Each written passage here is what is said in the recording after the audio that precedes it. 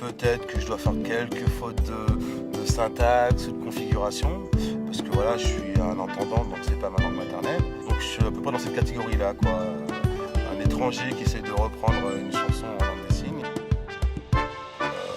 Quand on travaille un chant-signe, il faut que la chanson, en fait, elle sorte de nos tripes, quoi, entre guillemets, c'est ça, hein, faut vraiment la vivre. Au final, c'était comme une évidence. J'ai vu ma belle-sœur signer sur une chanson, je suis tombé fan. Et je me disais, c'était waouh, il faut avoir du niveau, quoi. Et au fur et à mesure que je me suis amélioré en langue des signes, j'ai eu l'envie pareil, de la retranscrire avec le rythme et l'émotion qui va avec. Sur mon coussin comme un dessin, comme une tache, c'est ton mascara qui déteint quand on se fâche. Pour un café un peu mal fait, une bricole.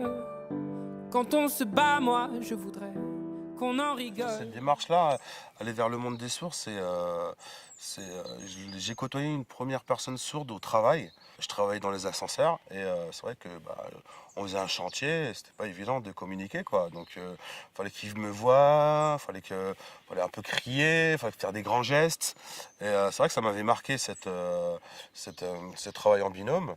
Et quand en fait ma belle-sœur m'a appelé pour l'aider, j'ai fait ah bah oui, mais carrément il en faut plus. Il y a pas assez.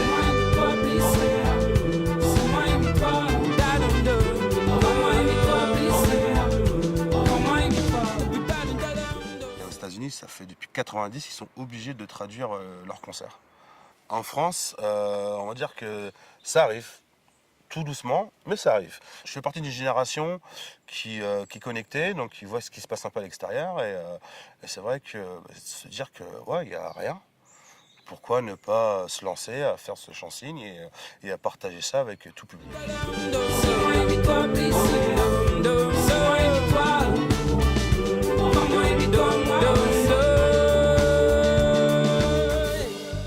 Travailler dans la culture avec ou sans handicap, avec le soutien de l'AGFIP et d'Audience.